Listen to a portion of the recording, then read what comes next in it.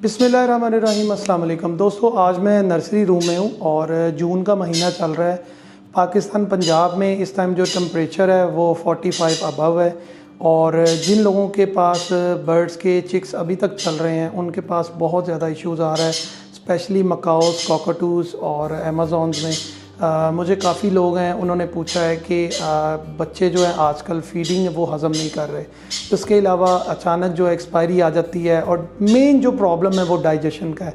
तो मैं आपको बताऊंगा कि इतनी ज़्यादा 45 अबव टेम्परेचर में हमने इसको कंट्रोल कैसे करना है, हमने जो डाइजेशन है इसको स्मूथ कैसे करना है, क्योंकि सर्दियों में बच्चों की जो डाइजेशन होती है वो बहुत फास्ट होती है।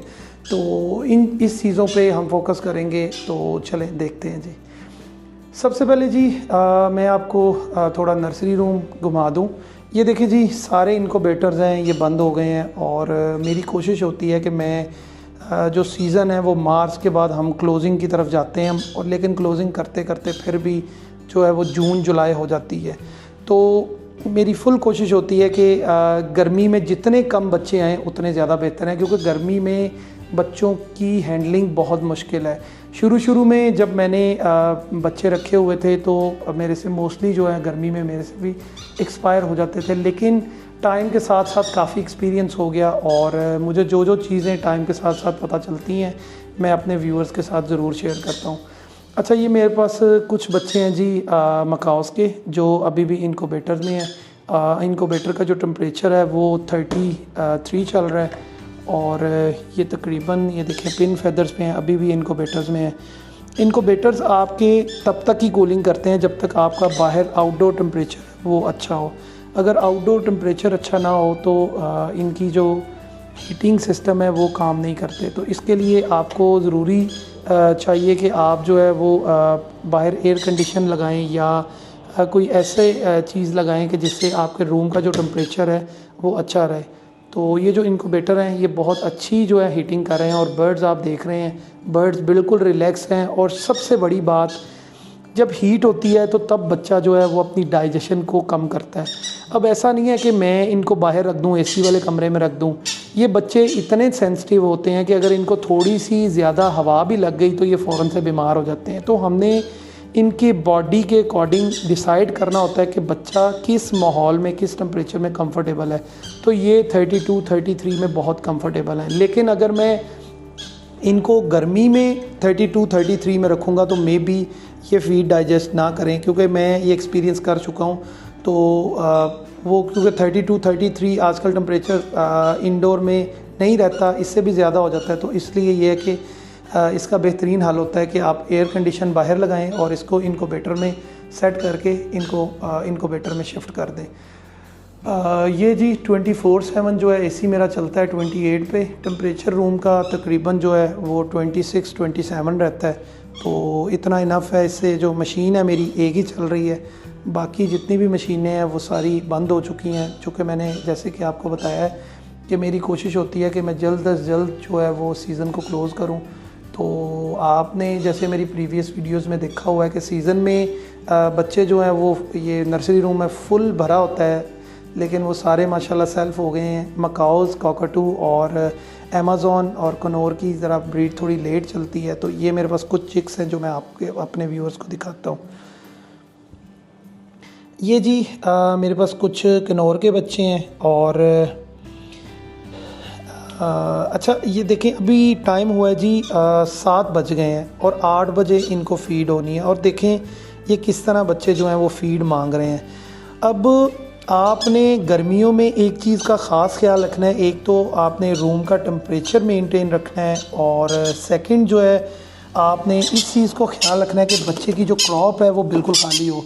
ये बच्चे बिल्कुल रेडी हैं जी अंदर केज में जाने के लिए।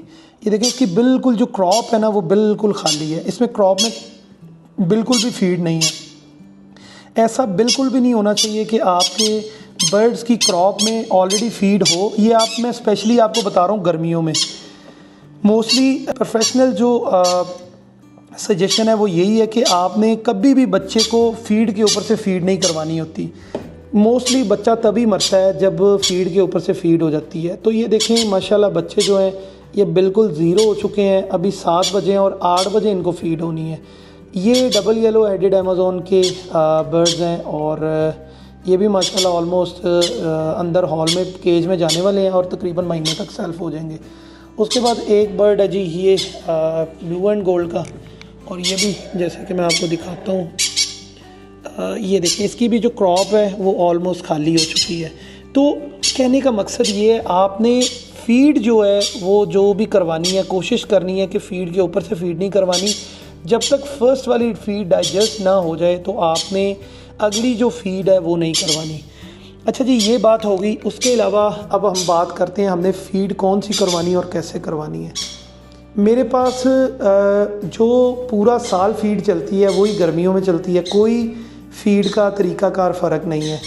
तो इस चीज़ को आप जहन से निकाल दें कि गर्मियों में आपने फ़ीड कोई और करवानी है और सर्दियों में और करवानी है। ये मेरे पास हाई एनर्जी फ़ीड है जो मैं मकाउस को करवा रहा हूँ, और ये मैं इसमें पीनट बटर भी ऐड कर रहा हूँ। अब काफ़ी लोगों का इसमें माइंड में क्वेश्चन आएगा कि हाई फैट जो है वो तो गर्मी में डाइजेस्ट नहीं होता, लेकिन यहाँ पे चूँकि टेम्परेचर बहुत अच्छा है इसलिए डाइजेस्ट हो रहा है। तो आपने कमरे का जो टेम्परेचर है उसको ऐसा रखना है कि बिल्कुल साइलेंट टेम्परेचर जो है वो आपका मतलब उसमें ना वो मेंटेन हो टेम्परेचर, और उसमें बेस्ट ऑप्शन एसी है। ये नहीं है कि आप पंखा चला दें साथ। ये देखिए पंखा बिल्कुल बंद है और ये एसी 24 आवर्स चलता है। तो अब ऐसा है कि जो लोग अफोर्ड नहीं कर सकते, इसमें काफ़ी लोग हैं उनके इतराज़ होगा कि जी हम तो अफोर्ड नहीं कर सकते एसी, तो उनसे ये गुजारिश है कि वो जो है वो गर्मी के अंदर ब्रीड ना लें, क्योंकि गर्मी के अंदर ब्रीड जो है आपको थोड़ी एक्सपेंसिव पड़ती है। उसमें बच्चे को आप अगर अच्छा टेम्परेचर देंगे तो वो फिर ही अच्छी ग्रोथ करेगा, नहीं तो वो ऐसा लगेगा कि जैसे कोई अब नॉर्मल सा बच्चा है। तो ये मेरा पर्सनली एक्सपीरियंस है जो मैं आपके साथ शेयर कर रहा हूँ। अच्छा, सेकंड, आपने अपने बर्ड्स को सिम्बायोटिक्स ये वेटाफार्म कंपनी के हैं। मैं माजरत के साथ किसी भी प्रोडक्ट की पिक्चर शेयर इसमें नहीं करता। उसकी वजह ये कि कॉपीराइट्स का इशू आता है मेरे पास, तो वो स्ट्राइक आ जाती है कंपनी की तरफ से। तो ये सिम्बायोटिक की मैं दूर से आपको शेयर कर देता हूँ। सिम्बायोटिक है, मैं यूज़ करता हूँ। सिम्बायोटिक जो है आप किसी भी कंपनी के प्रोबायोटिक्स भी यूज़ कर देते हैं। प्रोबायोटिक्स हैं, ये होते हैं डाइजेशन एंजाइम, इसमें ये डाइजेशन को फास्ट करते हैं।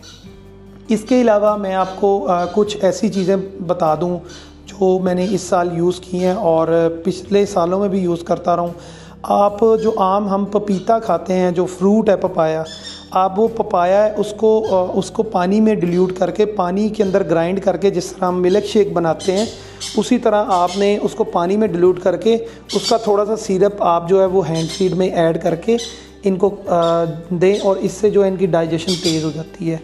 मेन जो चीज़ है डाइजेशन की वो टेम्परेचर है, और दूसरी चीज़ अगर आपने फीड के ऊपर से फीड नहीं देनी वो हो गई, और तीसरा मैंने आपको बताया पपाया, और चौथा जो है मैंने आपको बताया कि आपने जो है सिम्बायोटिक्स यूज़ करने हैं। अच्छा, उसके बाद एक मेडिसन है निलस्टेट। गर्मियों में चूँकि बर्ड्स में जो ह्यूमिडिटी लेवल है थोड़ा अप हो जाता है, जैसे हम जुलाई में चले जाएं, तो एक मेडिसन आती है निलस्टेट के नाम से। तो मैं आपको इसकी पिक्चर दिखाता हूँ। ये मेडिसन है, ये आप हफ्ते में एक दफ़ा अपने बर्ड को जो है वो ये 1 ml पर बर्ड जो है वो ज़रूर दें फीड करवाने से पहले। इससे आपके बर्ड की जो क्रॉप है वो क्लियर रहेगी और उससे डाइजेशन भी अच्छी रहेगी। इसके अलावा जी आपने 1 टीस्पून में जो 5 लीटर पानी बॉयल करके सौंफ वाला पानी जो है वो अपने बर्ड्स को उसमें फ़ीड बना के दें। एक बड़ी मेन चीज़ है वो ये कि आजकल गर्मियों में चूँकि डाइजेशन का इशू रहता है, तो आपने जो भी फ़ीड करवानी है उसको अच्छी तरह ग्राइंड करें। अगर आपके पास वो मिल्क शेक वाला जग है उसके अंदर उतना पानी डाल के शेक कर लें। तो ये मैंने एक रखा हुआ है, ये ग्राइंडर है जो कि मैं स्पेशली गर्मियों में यूज़ करता हूँ। इसके बैक पे मोटर लगती है, या आपको किसी भी जो है वो ग्रॉसरी शॉप्स जो है वो मिल सकता है। अच्छा, एक चीज़ मैं आपको बता दूं, हम जो एक बड़ी मेजर मिस्टेक करते हैं वो ये कि जब हम फ़ीड बनाते हैं तो फ़ीड के जो पानी है वो हर बंदा जो है अंदाज़े से बनाता है। तो आप जो है एक मेजरिंग स्पून या जग ज़रूर रखें, और उससे जो है एक अपने पास मेजरमेंट है वो उसको ज़रूर जो है ना वो करें। अब जैसे मैं आपको एग्जांपल देता हूँ, मेरे पास ये सिटाकस ब्रांड के फीड से ये एक चम्मच निकलता है। मैं हर फीड को जिस तरह ये एक स्पून लिया है मैंने, इस तरह मैंने एक मैयर कर लिया स्पून। इस पूरा मैयर करके इसमें मैं 100 ml पानी डालता हूँ। 100 ml पानी एक स्पून के अंदर हम डालते हैं शुरू से। जब बच्चा पिन्नों पे होता है, पिन्नों से लेके जब तक सेल्फ नहीं होता, एक ही जो है वो उतना ही मतलब गाढ़ी फीड बनती है। ये नहीं है कि कभी गाढ़ी बना दी कभी पतली बना ली। तो कोई भी आपने जब फीड बनानी है, ये बेस्ट तरीका है फीड को बनाने का। इससे आपके जो बर्ड है उसके जो वेट है वो भी अच्छा गेन होता है और इसमें कभी भी जो है वो प्रॉब्लम नहीं आती। उसके अलावा जी आप अपने बर्ड्स को, जैसे मैंने आपको बताया कि सौंफ का जो कावा है वो बना के उसमें फ़ीड ज़रूर बनाएं। उसको बनाने का तरीका ये है कि एक चम्मच आपने, जो बड़ा चम्मच खाने का चम्मच होता है वो लेके, और उसमें जो है आप 5 लीटर पानी डालें और उसका जो कावा बना के रख लें और फ़ीड को उसके अंदर बनाएं। उससे इनकी जो डाइजेशन है वो बहुत फास्ट हो जाती है। मतलब अपने बर्ड्स को कोशिश करें मेडिसन से दूर रखें। ऐसे बिला वजह काफ़ी लोगों को मैंने देखा है कि एंटीबायोटिक शुरू करवा देते हैं। तो इनको आपने ऐसे लेना है जैसे ये इंसानों के बच्चे हैं, तो इंशाल्लाह ये बहुत अच्छी जो है ग्रोथ भी करेंगे, डाइजेशन भी करेंगे। अच्छा, डाइजेशन के हवाले से मैं अभी ये देखें, मैं एक चीज़ जज कर रहा हूँ जो मुझे एक चीज़ अपील हो रही है। ये मैं मकाओ के बच्चे को देख रहा हूँ, ये देखें ये हाँफ रहा है। ये आप अगर गौर करेंगे, अब इस बच्चे को मैंने टेम्परेचर में रखा हुआ है जी 32 का, ठीक है, और ऑलमोस्ट ये देखें सारे बच्चे ही हाँफ रहे हैं। ये मेरा वीडियो बनाते हुए ये मैंने गौर किया, तो मैं इसका टेम्परेचर है वो करूँगा 30 पे। अगर ये 30 पे भी जो है इसी तरह ही हाँपेंगे तो मैं फिर इनको नीचे कंटेनर में शिफ्ट कर दूंगा। ये चीज़ें आपने खुद ऑब्ज़र्व करनी है। ये चीज़ें मैं बर्ड्स को ऑब्ज़र्व करता हूँ इनकी। अब ये देखिए बर्ड जो है वो बिल्कुल रिलैक्स होके एसी वाले कमरे में 25 टेम्परेचर पे बिल्कुल रिलैक्स है। इनको कोई किसी किस्म की टेंशन नहीं है, ना ये शिवरिंग कर रहे हैं, ना इनको कोई ठंड लग रही है। मुझे यहाँ पे काफ़ी लोग आके कहते हैं आपने कमरे को बहुत ठंडा किया हुआ है, तो ऐसा तो नहीं है कि इनको ठंड लग जाए। ठंड बर्ड को तब लगती है जब आप डायरेक्ट कोई एयर कूलर या डायरेक्ट पंखा चला के अपने बर्ड को उसके सामने रख देते हैं। जब भी आपने अपने बर्ड को टेम्परेचर देना है, कोशिश करनी है कि डायरेक्ट कोई भी आपने अपने बर्ड को डायरेक्ट हवा नहीं देनी। जब डायरेक्ट हवा लगेगी तो आपका बर्ड फ़ौरन से बीमार हो जाएगा। अल्लाह ना करे, अक्सर होता है कि काफ़ी लोगों की कंप्लेन आती है कि बर्ड जो है वो बीमार हो गया, ज़ुकाम लग गया उसको। तो मैं मोस्टली जब बर्ड्स बीमार होते हैं तो मैं 2 दवाइयाँ रिकमेंड करता हूँ। एक उसको रेजिक सिरप देते हैं सुबह शाम 5 ड्रॉप जो है मकाओ को, ठीक है। मकाओ से अगर छोटा है तो उसको 4 ड्रॉप कर दें, उससे छोटा है 3 ड्रॉप्स कर दें। इसके अकॉर्डिंग आपने सुबह शाम दें, उससे बहुत जल्दी बर्ड 2 से 3 दिन बाद सही हो जाता है। चूँकि इंसानी जो बच्चे होते हैं वो भी, उनको भी हमने गर्म रखना होता है, चूँकि ये बेहतर माएँ समझ सकती हैं और मुझे ये बच्चे पाल पाल के काफ़ी आइडिया हो गया है। तो इसलिए मैं आपको सजेस्ट करूँगा कि इनको थोड़ा वार्म रखें। अगर आप इनको थोड़ा वार्म रखेंगे तो ये कभी भी बीमार नहीं होंगे। इसके अलावा अगर आपको कभी लगता है कि आपका जो बच्चा है वो थोड़ा लूज़ हो रहा है, थोड़ा सुस्त है, उसको मतलब वो जैसे कोई फ़ीवर है या कोई, तो आप ब्रूफन सिरप के 2-3 ड्रॉप, लेकिन कोशिश करें दवाइयों से दूर रखें।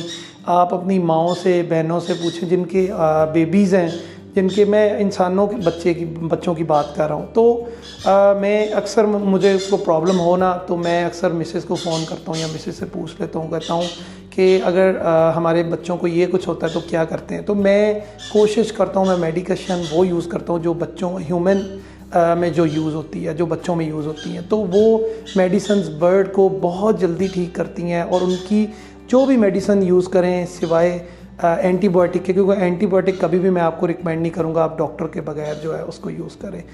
तो ये छोटी सी इन्फॉर्मेशन थी जो मैंने अपने व्यूअर्स के साथ शेयर करनी थी। ये मेरी बात को मैं दोबारा रिपीट कर रहा हूँ, कभी भी आपका बर्ड बीमार हो, उसको मोशन लग जाए, कुछ हो, अपनी माँ से, अपनी बहन से, अपनी मिसेस से ज़रूर पूछें कि हमारा जब बच्चा बीमार होता है तो हम उसको क्या देते हैं। तो वही आप सिरप जो है अपने बर्ड को दें, तो इंशाल्लाह वो बहुत जल्दी ठीक हो जाएगा। तो आज की वीडियो इतनी थी एडवांस में जो है। आपको ईद मुबारक। तो इंशाल्लाह मिलते हैं जी नेक्स्ट वीडियो में नेक्स्ट वीकेंड। तब तक के लिए इजाज़त दें। अल्लाह हाफ़िज़।